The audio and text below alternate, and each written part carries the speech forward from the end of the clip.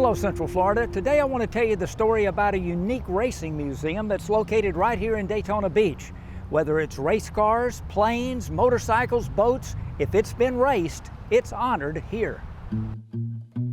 The Motorsports Hall of Fame of America is located on the grounds of the Daytona International Speedway and certainly has enshrined many NASCAR legends with names like Petty, Earnhardt, and France. But this is the only Hall of Fame that honors the full spectrum of American motorsports. The Motorsports Hall of Fame of America is the only Hall of Fame that honors all of motorsports. So when you look around, you see representatives of every form of racing, not just cars, motorcycles, planes, and that's what makes it so special and so rare.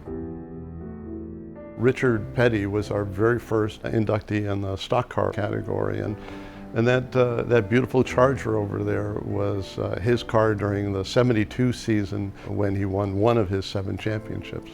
So the Petty Charger here is one of only 2 that exist. The best of the best vehicles and artifacts you're not going to see anywhere else. We have a lot of friends at the Hall of Fame who have collections of cars, and when Eddie Van Halen passed away, one of our friends had this Van Halen Porsche, which was an actual race car, and so all the great fans of Eddie Van Halen could come here, see the car, and see the matching guitar, the Frankenstrat guitar that the car is based on.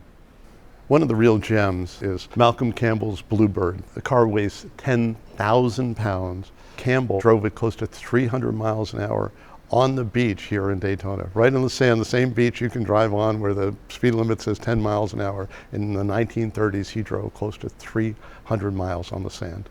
The Bluebird takes 6 tires. It's got double tires on the back. Each one of them in 1930s dollars cost $30,000, well, the equivalent of $30,000 today. And they would only last one run, one 4-mile run up the beach, and then they would get all torn up and they'd have to put on 6 new tires and spend the equivalent of another $180,000 just to do another run. 2 of the Hall's members are legendary Daytona mechanic Smokey Yunick and driver Paul Goldsmith. 1958 was the year for the final race for NASCAR on the old beach course before moving to the new paved high banks at the Daytona International Speedway. In a car prepared by Smokey Yunick, Goldsmith dominated the field, leading all 39 laps, winning the final race on the beach. Goldsmith streaks for the checkered flag and wins the closest race ever run on Daytona's beach and road course. Smokey and I got along very well. It brings back some of the memories of driving on the beach and how it was at that time because of loose sand, and you had to be awful careful getting through the corners.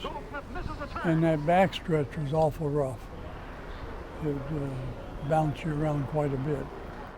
Paul Goldsmith was described as one of the sport's purest drivers, but he was also a legend on motorcycles. Among his many triumphs, Goldsmith won the 1953 Daytona 200 motorcycle race on the beach. Now, 95 years young, Paul Goldsmith still flies his own plane and recently returned to the old beach course to honor another legend, the Roaring Relic.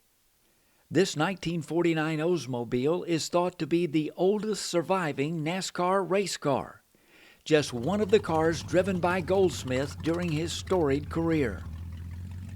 The car was set to be put on display at the Hall of Fame of America, but first, Daytona Speedway President Chip Weil took this classic ride for a lap around the Daytona high banks. After that ride, the Roaring Relic was then rolled into its spot of prominence inside the hallowed halls of the Motorsports Hall of Fame of America. If you love racing, it's a trip well worth taking. I'm Buddy Pittman, and that's Central Florida.